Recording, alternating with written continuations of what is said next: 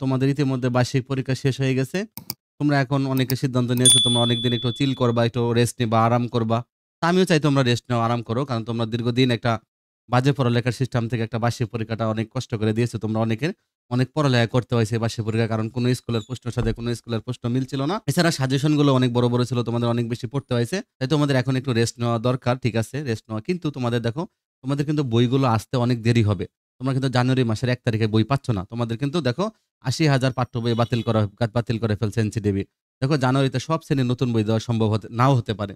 তা তোমরা কিন্তু জানুয়ারিতে নতুন বইগুলো পাবে না। দেখো এখন এই যে পাঠ্য বই শিক্ষার্থীদের হাতে পৌঁছার আগে নোট গাইড ছাপা বন্ধের নির্দেশ। এনসিটিভি কিন্তু অনেক চেষ্টা করতেছে বইগুলো ছাপানোর জন্য। কিন্তু তারপরে দেখো নিম্নমানের কাগজে ছাপা প্রায় ৩০,০০০ প্রাথমিকের পাঠ্য বই বাতিল করেছে।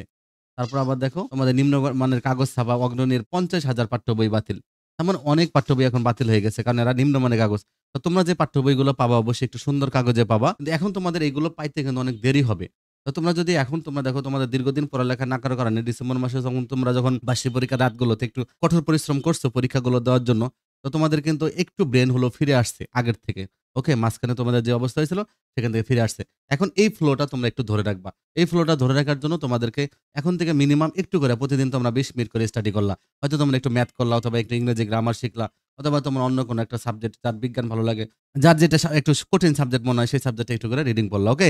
এছাড়াও আমি তোমাদেরকে সব সিস্টেম দিয়ে দেব। তোমরা কিভাবে করবা দেখো। শিক্ষার্থীরা দেখো অনেকে ৮ থেকে 9 উঠবে তারা কিন্তু কি নিবে? সায়েন্স নিবে, অনেকে কমার্স নিবে, অনেকে আর্টস নিবে। 6 থেকে যারা 7 উঠবে, 7 থেকে যারা 8 এ উঠবে তারা কিন্তু জেএসসি পরীক্ষা দিবে। তার মানে আবার একটা বোর্ড পরীক্ষা আসতেছে। আবার দেখো যারা 9 থেকে 10 এ উঠবে তারা কিন্তু একটা মেট্রিক পরীক্ষা দেবে ১ বছরের বইগুলো পড়ে। তা তোমরা যদি এখন বসে থাকো তাহলে কিন্তু তোমরা অনেক সামনে অনেক বিপদে পড়তে যাচ্ছ। কারণ তোমাদের জন্য সময় খুবই সংকীর্ণ হয়ে যাবে। কারণ তোমাদের পাঠ্যপুস্তকগুলো পাইতে, পাইতে এপ্রিল, মার্চ চলে যাবে। ৩-৪ মাস সেখানেও গ্যাপ হয়ে পড়বে। এজন্য তোমরা আগে থেকে একটু স্টাডি করবা। ওকে? তোমাদের একটু স্টাডি করতে হবে আগে থেকে। প্রতিদিন ২০ মিনিট করে তোমরা স্টাডি করবা। তাহলে কিন্তু তোমরা অনেক কিছু কভার করে যাইতে পারবা। আর তোমরা ঘুরবা। সারাদিন ঘুরবা ফিরবা যাই করো তোমরা ঘুরবা, আত্মীয়দের বাসায় যাবা বা কেউ গ্রামে যাবে যারা শহরে থাকে। কিন্তু তোমরা যদি একটু করে স্টাডি করো তাহলে কিন্তু তোমাদের পড়ালেখার এই গ্যাপটা মিটে যাবে। ওকে? দেখো তোমাদের কিন্তু বাংলা বই, ইংরেজি বই আর সমাজ বই শুধু পরিবর্তন হচ্ছে। আর কোনো বই পরিবর্তন হচ্ছে না। সব বই আগের মতোই থাকতেছে।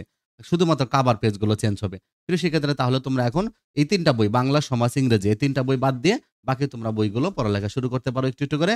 আর কোথায় বইগুলো পাবা ইতিমধ্যে আমি একটা ভিডিও দিয়েছিলাম। আমি তোমাদেরকে আবার আরেকটা ভিডিও দিব।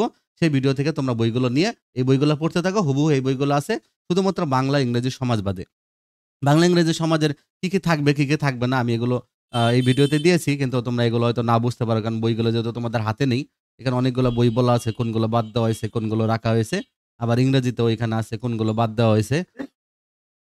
তোমাদের সবার জন্য আমি গুরুত্বপূর্ণ কতগুলো ভিডিও দিব। এই ফাঁকে, ফাঁকে তোমরা ভিডিওগুলো দেখবা। তোমরা আমাদের চ্যানেলটা সাবস্ক্রাইব করে রাখবা। আর তাহলে তোমরা দেখবা যে তোমরা নতুন বই পাওয়ার আগেই তোমাদের অনেক কিছু শেখা হয়ে গেছে। ভালো থেকো।